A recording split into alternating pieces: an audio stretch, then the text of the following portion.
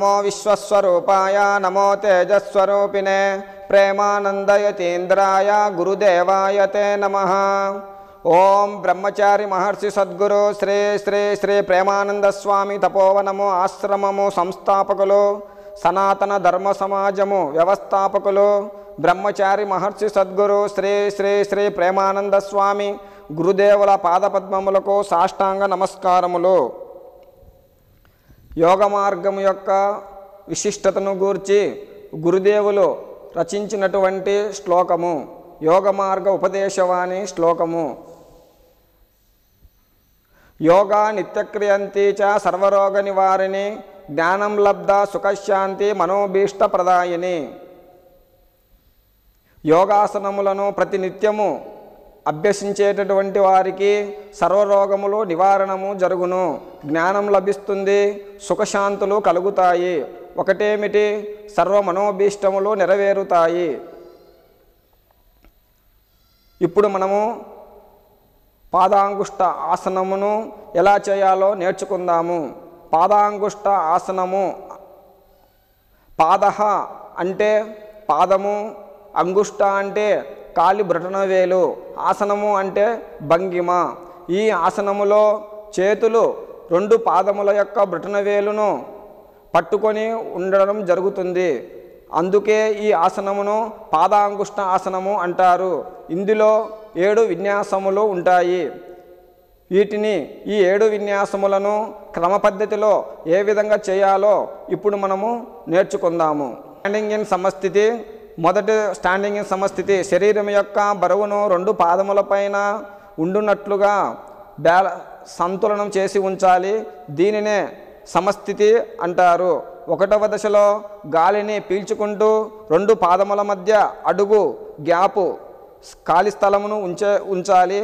కుడికాలను పక్కగా విస్తరించి ఉంచాలి.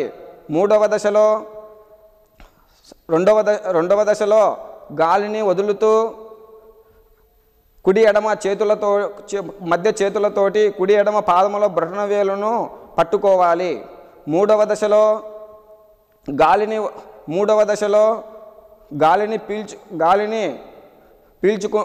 పీల్చుకుంటూ మెడను వీలైనంత వరకు ముందుకు సాగదీసి నిటారుగా చూస్తూ ఉండాలి.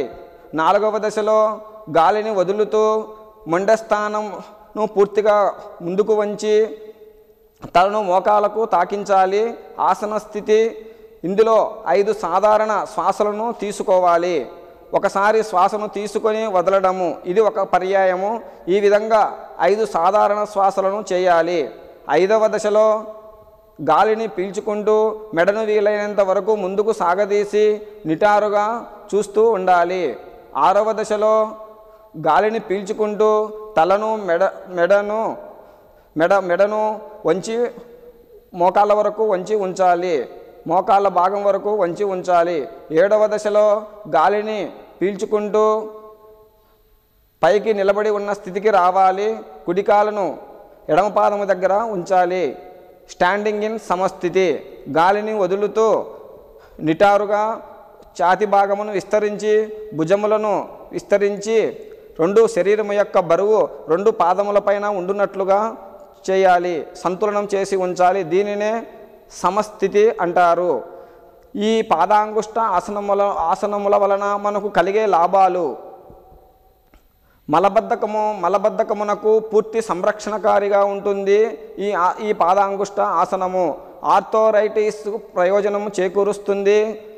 కీళ్ళ కదలికలు మరియు స్థిరత్వమును కలగజేయడంలో మెరుగుపరచడంలో సహాయపడుతుంది.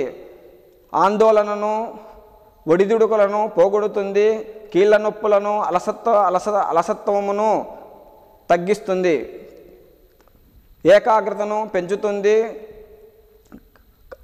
కాలేయము కిడ్నీ కాలేయము ప్లీహములకు ప్రయోజనకారిగా ఉంటుంది.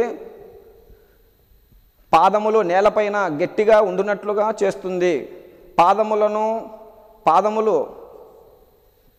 పాదములు పెరుగుటలో సహాయపడుతుంది. ఇవి ఈ పాదాంగుష్ట ఆసనముల వలన మనకు కలిగే లాభములు.